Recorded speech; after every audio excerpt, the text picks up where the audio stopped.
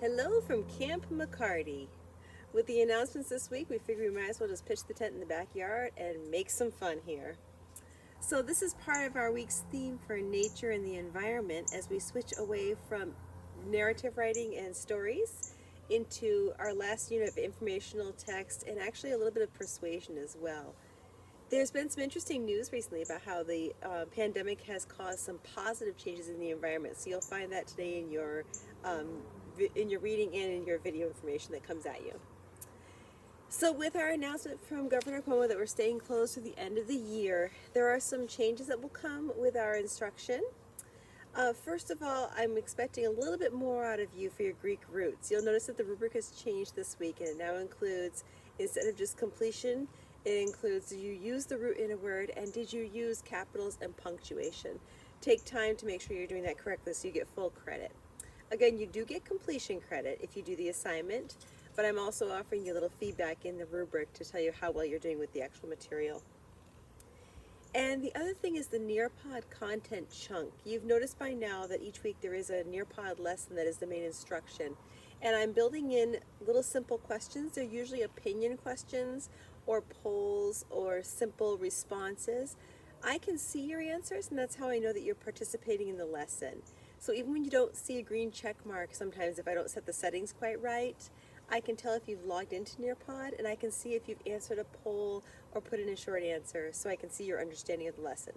So in order to get a complete instead of a partially complete, it's important that you do respond to each of those questions going forward for the rest of the year.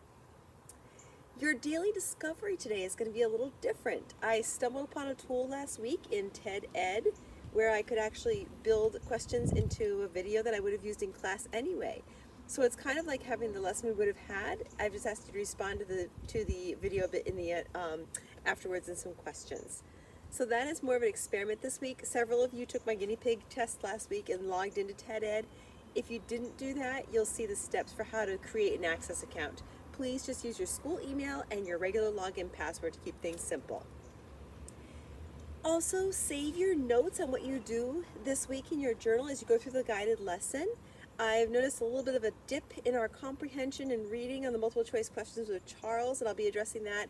And we need to work on writing a good solid paragraph, again, to be sure that we are still focused on a topic sentence, details, elaboration, and conclusion sentence. Several of you are doing a great job, but we've just noticed a bit of a decline overall, so we're going to be practicing some writing activities as well.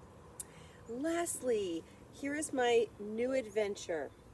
Watch your email for an invitation to a Zoom link.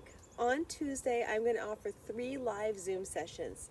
They are not required, but you are welcome to join. There'll be one for first period classes, one for second, and one for 7th. I'm going to sort out the times around some meetings that I have on Tuesdays as well, and I'm going to send you what's called a Zoom link. It's going to tell you the time of the meeting, and it's also going to give you a link to join the meeting. So that will put us online together in a group chat room with video. You'll need to access video for that. And once we're all there, about 5 minutes after the start time, I'll assume that everyone who's going to join has joined, and we'll do the Nearpod lesson together. So I'll kind of walk you through and actually do a live lesson with you, and then you will do the choice task and your Greek roots and your daily discovery on your own time. You do not have to come to that. You can still do the student-paced lesson, and this is the first time I'm trying it, so we'll see how it goes. But I'm looking forward to trying if any of you are available at the times. I tentatively think it might be 11, 12:30, and 2 for the periods 1st, 2nd, and 7th. But I will confirm that you'll get an email with a link for your class period as well. I hope you've all enjoyed this beautiful weekend. It's been so nice, and more days like this are coming. Keep up the good work attitudes, keep a good work ethic. I've been very impressed with your participation. It's really important that you do complete your activities every week. As we calculate your grades for the 4th quarter, you have to have completed at least 65% of everything that's out there for us to count you as attending and passing. In Schoology this week, you're going to Distance Learning Week of May 4th. The video will be posted as soon as I'm done editing. There is your checklist.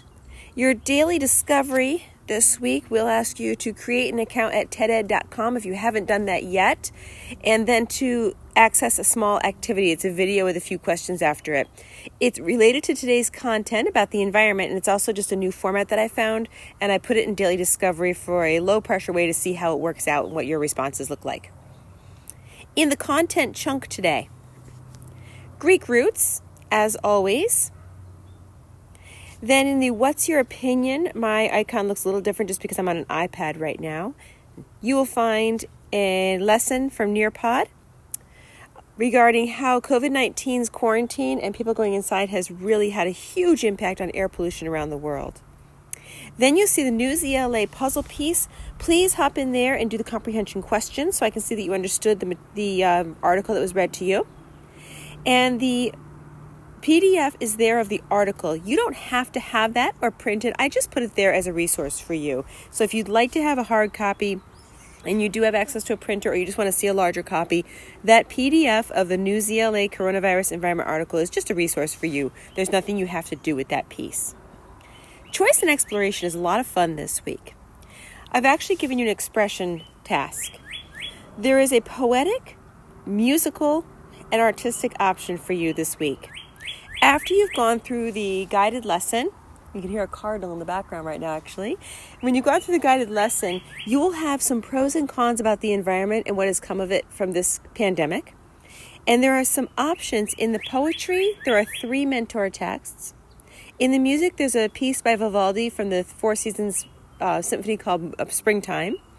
And there are 3 or 4 paintings and artistic pieces from famous artists that I put in the art piece for you to use as inspiration and specific prompts in there. You do not need to finish your choice and exploration task on Tuesday.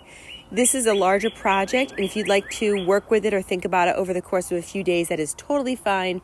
If you would have it completed by the end of the weekend, that would be fine.